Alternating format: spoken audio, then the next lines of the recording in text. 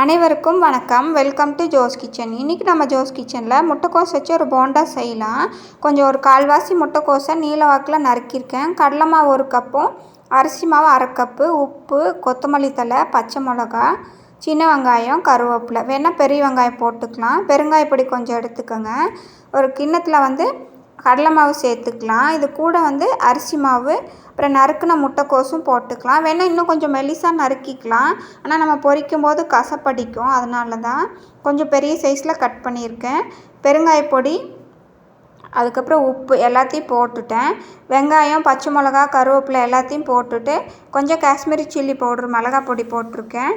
அது கூட பார்த்திங்கன்னா மல்லிப்பொடி கொஞ்சம் சேர்த்துருக்கேன். இது நம்ம அந்த டேஸ்ட்டு கிடைக்கும், அதுக்காக தான். மஞ்சப்பொடி கொஞ்சமாக போட்டுட்டு நல்லா முதல் தண்ணி ஊற்றாமல் கலந்துக்கணும். தண்ணி ஊற்றாமல் கலந்துட்டு அதுக்கப்புறம் தண்ணி தெளித்து பிணைஞ்சோம் அப்படின்னா கொஞ்சம் நல்லா கெட்டியாக வரும். நம்ம ஒரே முட்டை தண்ணி ஊற்றும் போது அளவு தெரியாமல் போயிடும். கொலகொலன்னு ஆயிடுச்சுன்னா நம்ம பொரிக்கும் போது எண்ணெய் குடிக்கும். அதனால் இது மாதிரி கொஞ்சம் ட்ரையாக வர மாதிரியே பிணைஞ்சி எடுத்து வச்சுக்கோங்க. தண்ணி வேணால் கொஞ்சம் தெளிச்சிட்டு பிணைஞ்சிக்கலாம். இப்போ எண்ணெய் காய வச்சுட்டு மீடியம் ஃப்ளேமில் வச்சுக்கோங்க. நான் கடலெண்ணெய் தான் சேர்த்துருக்கேன். அது கூட நம்ம வேறு ஏதாவது எண்ணெய் வேணாலும் சேர்த்துக்கலாம். இப்போ கொஞ்சமாக எடுத்துகிட்டு சின்னதாக கிள்ளி போடுறேன். பெரிய சைஸ் பாலாக போடும்போது உள்ளெல்லாம் வேகாமல் போயிடும். அதனால் கொஞ்சம் சின்ன சைஸாகவே நம்ம போட்டுக்கலாம். இந்த மாதிரி சின்ன சைஸாக போடும்போது நல்லா பொரிஞ்சு வரும். சாப்பிட்றதுக்கு நல்லா மொறுமொறுன்னு இருக்கும்.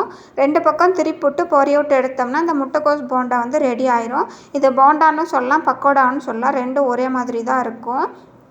பார்க்குறக்கு பக்கோடா மாதிரியும் இருக்கும், போண்டா மாதிரியும் இருக்கும். ஆனால் டேஸ்ட் சூப்பராக இருக்கும். இந்த மாதிரி முட்டைக்கோஸ் போட்டு செய்கிறப்ப நல்லாயிருக்கும். இது கூட வெங்காயம் வேணால் நிறையா போட்டுக்கலாம். அந்த மாதிரி நிறையா போட்டும் செய்யலாம், நல்லாயிருக்கும். இந்த மாதிரி ஒரு டிஷ்யூ பேப்பர் வச்சுட்டு ஒரு கிண்ணத்தில் போட்டுக்கோங்க பொரிச்சதெல்லாம். மறுபடியும் இதே மாதிரி அடுத்த பேட்சும் போட்டு பொரித்தோம்னா இந்த முட்டைக்கோஸ் போண்டா ரெடி ஆயிரும். நான் எல்லாத்தையும் பொரிச்சிட்டு உங்கள்கிட்ட காமிக்கிறேன் எப்படி இருக்குது அப்படின்ட்டு. முட்டைக்கோஸ் பொரியலுக்கு பத்தாது அப்படிங்கும்போது நம்ம இது மாதிரி செஞ்சுக்கலாம். கொஞ்சம் போண்டா மாதிரி செஞ்சோம்னா ரசத்துக்கு, பருப்பு சோறுக்கு எல்லாத்துக்கும் வச்சு சாப்பிட்லாம். நல்லா டேஸ்ட்டாக இருக்கும். பார்க்குறக்கு சில்லி மாதிரியும் தெரியும். குழந்தைகளுக்கு ரொம்ப பிடிக்கும். இது மாதிரி நம்ம செஞ்சு கொடுத்தோம் அப்படின்னா நல்லா மொறுமொறுன்னு இருக்கும். சாப்பிட்றதுக்கு டேஸ்ட் அருமையாகவும் இருக்கும்.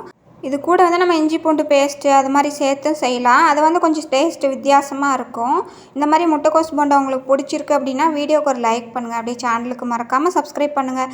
சப்ஸ்கிரைப் பண்ணாமல் பார்க்குறவங்க ப்ளீஸ் சப்ஸ்கிரைப் பண்ணி சப்போர்ட் பண்ணுங்கள் ஃப்ரெண்ட்ஸ். இது உங்கள் ஃப்ரெண்ட்ஸ் கூடயும் ஷேர் பண்ணிக்கோங்க. தேங்க்யூ.